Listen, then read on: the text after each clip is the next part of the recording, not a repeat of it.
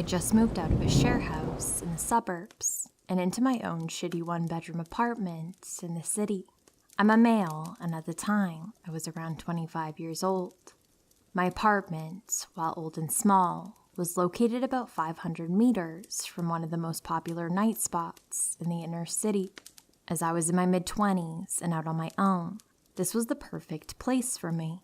This was because my friends and I were quite social and would frequent bars and nightclubs in the city, and the taxi fares would start to add up. Also, this new apartment was close to my work, so it made sense.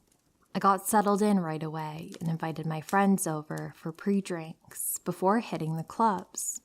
Due to the limited space in the apartment, this meant that some friends were inside and some were drinking on the walkway just out front. We had the music up and just started drinking, but between songs, I could hear the couple next door arguing. Now, the apartment was old and shitty, which meant thin walls too, so I pressed an ear to the wall in order to listen in. I hadn't met any of my new neighbors at this time, as I didn't take too long to move in, and I didn't really see anyone during. I was curious. Judging from what I could determine while eavesdropping, they were a gay couple in their early 30s. One of the men was yelling at the other to go next door and tell us to keep it down. The other was arguing that it was just a housewarming and to let it go for the night. Since I didn't want to cause trouble, I marshaled everyone outside to start making our way to the nightclubs, leaving my new neighbors in peace. Later that night, I came home alone, as I was tired from the move. I decided to let my friends carry on partying without me. I arrived at my door and proceeded to fumble around for my keys when I looked up to see a man standing on the walkway in front of the next apartment, smoking a cigarette. He was tall and thin, with brown, oily hair. I noticed that he also had a cut lip and a faded, but still visible, black eye. I said, "Good day. Sorry about the noise earlier," correctly assuming he was my neighbor. He replied, "Nah, you're all right, mate. I'm Chris," and he shook my hand. I noticed his knuckles were red and a little bit scratched up, so I knew something was off. I apologized for the noise and said, "I hope I didn't cause any trouble for you." He withdrew his hand and with a soft but cracking voice said, "Nah, that's okay. Rick just gets a bit cranky sometimes. I'm used to it." With that, I finished off the conversation and told Chris that I'd see him later. It was about 2 a.m. at this point, and I just wanted to sleep. But I couldn't help worrying about the potential domestic abuse going on next door.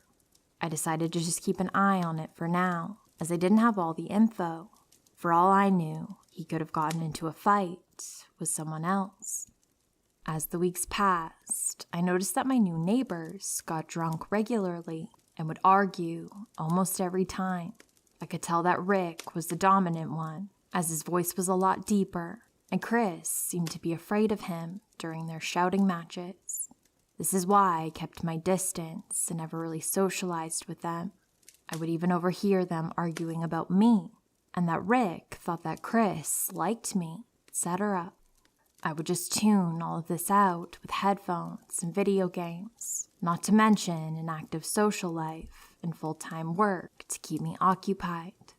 I did find myself avoiding having guests over because of the neighbors. I would opt to meet people out, as their arguments could be quite upsetting. This was working out fine enough for a while, until Christmas Eve that same year. I was arriving home after having come from last-minute Christmas shopping. I was getting ready for a night of present wrapping, as I was to visit my family the following day for Christmas. As I arrived home, I noticed 2 police cars outside, and Anna, a woman who lived a few apartments up from Chris, was screaming. I asked her what was happening, and all she said was, "It's just so sad," while sobbing. I could see 3 officers trying to restrain somebody, and there was blood on their uniforms. I came just a little bit closer to see Chris's oily brown hair in the center of the affray. His face was bleeding from his jaw, where he had apparently been slashed by something sharp. They got him to his feet, and I could see that his cheek had been cut so deep that the skin was flapping open as he struggled and resisted with the police. I recoiled in shock and went to comfort Anna, who was crying uncontrollably at this point. Suddenly, Rick's voice boomed out from nowhere.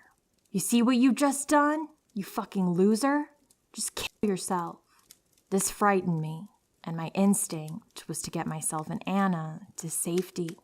Even though the cops were here, they had their hands full with Chris, and I certainly didn't want to get involved in such an ugly fight where knives were involved. Anna refused to come with me and said that she would be fine. I looked around to see where Rick was, as he kept yelling at Chris the whole time the 3 cops struggled to restrain him. I could hear Chris whimpering apologetically in between. I couldn't see where Rick was, so I decided to just go to my apartment and lock the door. As I turned to go, I froze in horror as Rick's voice boomed. "Where the fuck are you going?" A deep chill went down my spine as my brain struggled to reconcile the fact that these words were coming out of Chris's mouth. I felt panic grip me as I realized that all this time, Rick and Chris were the same person. All the fighting, laughing, drinking, and carry on that I couldn't help overhearing over the last couple months had come from one solitary person, a lonely guy in his small 1-bedroom apartment. For some reason, this made me feel sick. I learned later from Anna that this wasn't the first time the police had to come out to take Chris away. Anna explained that he spends a couple months at the local psychiatric hospital each time. His father owns the apartment, so it's here waiting for him when he gets out. I moved out a few months later, and while it is a sad situation for Chris, and I really do feel for him, let's not meet.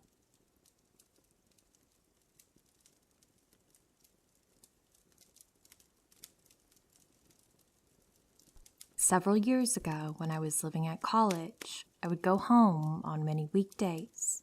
After Friday night parties, the college was quite boring, as many students just slept off their hangovers all day.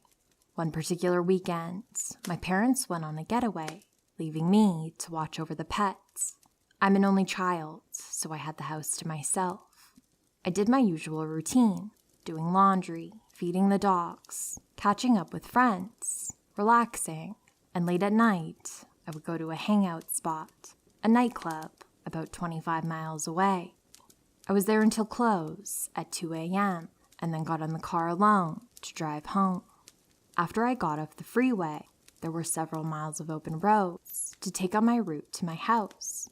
At that time, there were not really any other cars on the road, except myself and a single car behind me.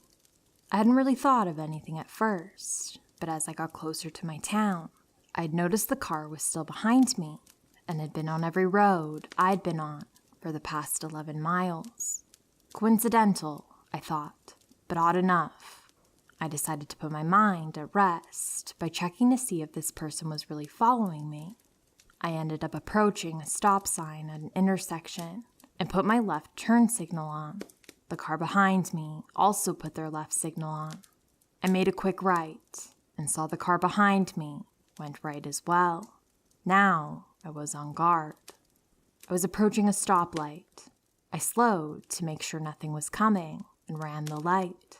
The car behind me ran through the light as well. I was being followed. Every turn trick I tried, the car was right behind me. I was getting within a mile of my house, and my mind was racing. Now, this was several years ago, long before the days of having a cell phone in the car to phone for help. I didn't know if it was one person or many. I was thinking I could go to my house, but that was a risk. I didn't know the person's intentions, and obviously, if they were running red lights to keep up with me, the intentions were not good.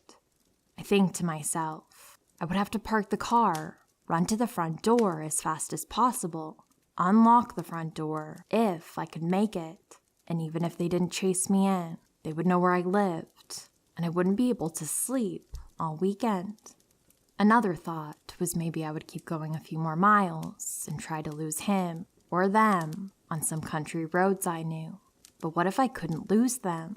It suddenly came to me to not drive home, but drive to the local police station. It's kind of humorous I didn't think of that right away.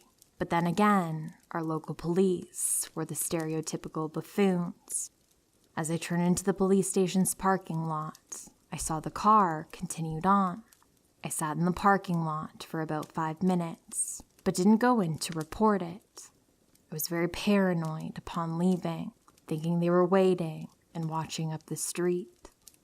I circled the streets around the station over and over again, just to make sure there were no suspicious-looking parked cars, and to make sure I wasn't going to be followed again.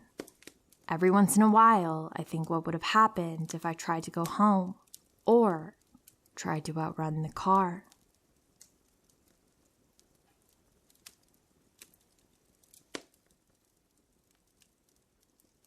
This story happened roughly 7 years ago when I was 15. First, I need to provide some background information before the story begins. I grew up in a small town that only had a few hundred people, so people did tend to be rather unguarded since the area was often considered very safe. I had a male best friend in town who I would often visit, that lived in a more rural bit of it, with a road near his house that we would often go for walks on, since cars barely ever went down it. My male friend is a hulking male with long poofy hair and a thick, full beard. He looks like a stereotypical Viking or lumberjack. We'll call him Chris. I've been regarded as an attractive female and did look like a girl when I was 15. On a fairly typical day, Chris and I were hanging out at his house. It was somewhat late at night, but we decided to go for a walk on the road that I previously mentioned. It was winter at the time, so I was wearing a thick leather jacket that was zipped up. This made my figure look more masculine, especially since it was dark, and it was really hard to see much of my appearance besides my figure. Chris and I were heading back towards his house after walking and talking for a bit. Everything seemed pretty normal that night, until suddenly a red pickup truck came zooming down the road and swerving slightly as it drove. It was pretty obvious the driver was likely drunk or on some kind of substance. Chris and I didn't really think much of this, beyond just making some jokes and comments about the driver seeming like they were drunk. That was until the truck just suddenly stopped in the middle of the road, about 500 feet from us. Then it started rapidly reversing towards us. So I just looked at Chris and said in the most urgent and serious tone I could muster, "Dude, run." We started booking it back towards Chris's house, deciding to take a shortcut through the forest so that whoever was in the truck wouldn't be able to follow us as easily. We would often use this shortcut to get back to his house, and knew it like the back of our hand. But we knew that someone who was clearly drunk or on some kind of drugs would have a hard time navigating the forest or following us on a cloudy, dark night. The truck stopped at the edge of the road where we entered into the forest, and the driver called out to us, "Hey, wait, come back." Chris and I were a decent bit away from the guy at this point and could have easily gotten away. But for some reason, my friend decides it's a good idea to turn around and go and talk to the creep. I'm just going to address the driver of the truck as Creeper. I have absolutely no idea why Chris decided to turn around and go and talk to Creeper. He didn't really always have the best situational awareness when we were younger, and had gotten in trouble before for associating with questionable individuals. So of course, I'm not going to leave Chris alone to deal with the Creeper, but I'm also not going to go right up to the truck either. So I just hide out in the forest close enough that I can intervene if it seems like my friend is in danger. But I wasn't too terribly worried, since he's a pretty big, intimidating guy. Creeper looked like a pretty stereotypical hillbilly type, with a thick bushy brown beard, being a slightly heavy-set white guy and having on a trucker cap.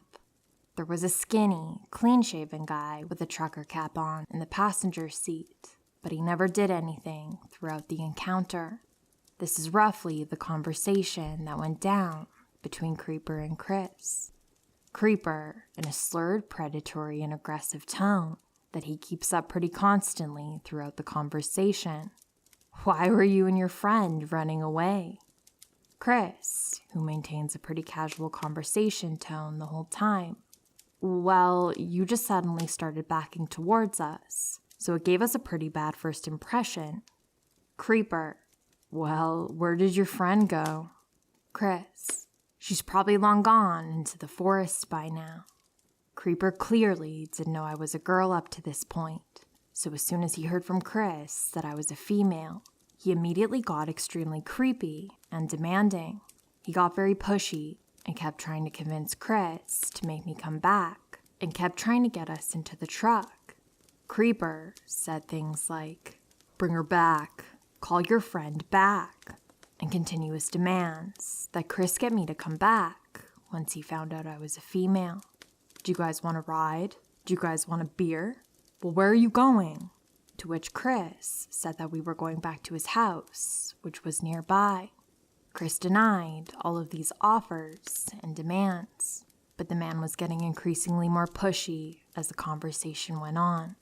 Why Chris revealed to this man that I was a girl or continued the conversation for as long as he did, I have no idea.